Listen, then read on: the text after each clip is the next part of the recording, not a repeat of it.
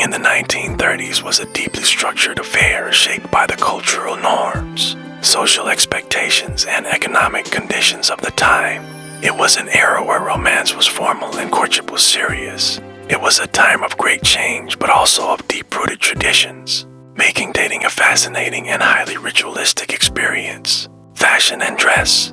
The 1930s were characterized by a distinct sense of elegance and formality in both men's and women's fashion.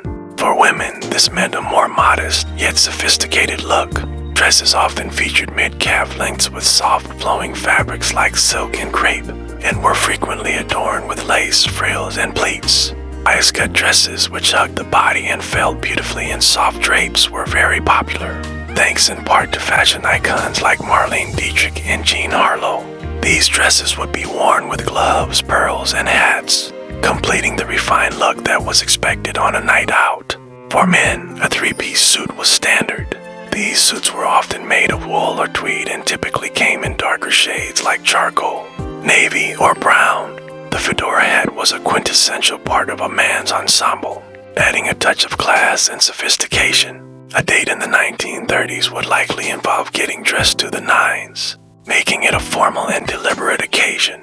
The cars, transportation in the 1930s was a big part of the dating experience. Cars were symbols of wealth and freedom.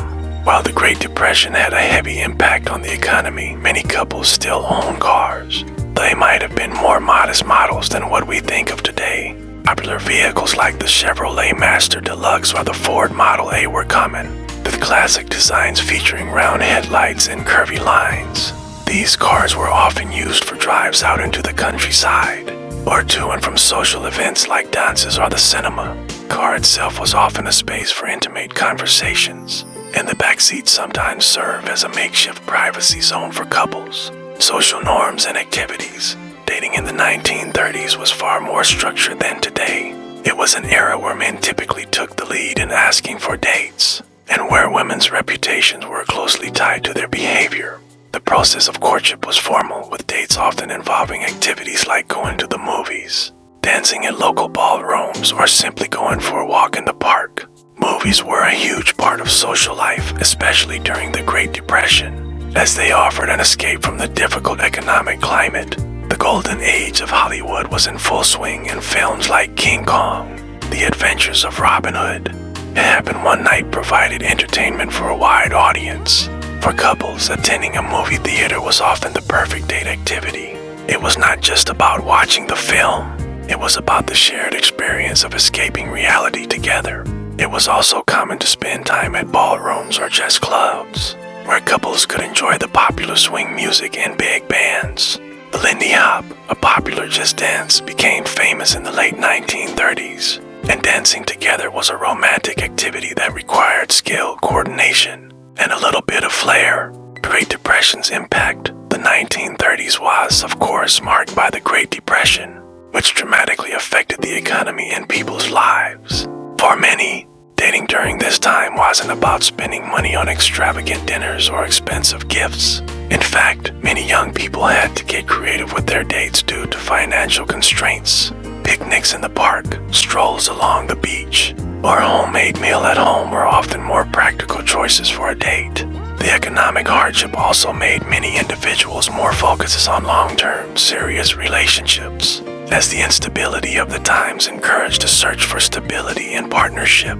For many, marriage wasn't just an emotional desire, it was often a practical decision, providing security and companionship during difficult times. The role of technology in the 1930s. Technology was a far cry from what we have today, so communication during courtship relied heavily on face-to-face interactions.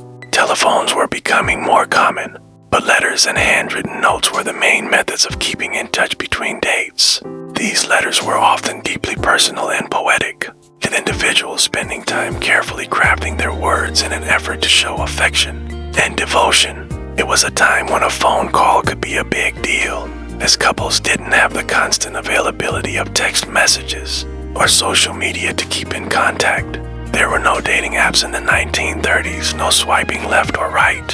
If someone wanted to find a partner, they typically did so through social circles, family connections, or community events like church gatherings or dances. It wasn't uncommon for people to meet their partners through mutual acquaintances or as part of more structured social events. The culture of courtship and the expectations in the 1930s. Dating was a formal process designed with the intent to eventually lead to marriage. There were specific rules and expectations. Women were often expected to remain chaste, while men were supposed to demonstrate their ability to provide and protect.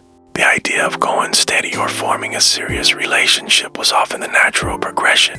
From dating, courtship was about getting to know someone with the intent to marry, and there were specific milestones along the way, such as engagement rings or official announcements of the relationship.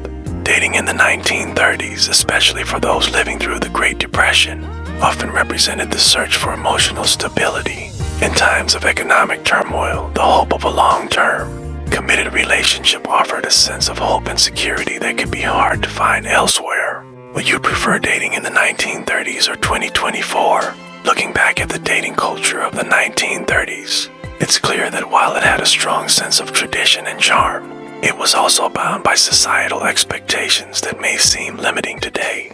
The elegance and formality of the fashion, the excitement of a movie date, and the intimacy of handwritten love letters are nostalgic and romantic ideas. However, dating back then was deeply tied to economic hardships and strict social roles, which left little room for personal freedom or exploration. Fast forward to 2024, and dating is far more casual, diverse, and technology-driven. There's greater freedom in how we meet people, express ourselves, and navigate relationships. Whether you prefer the more structured, romantic ideals of the 1930s or the flexibility and choice of today's world, each era offers a unique perspective on love and courtship.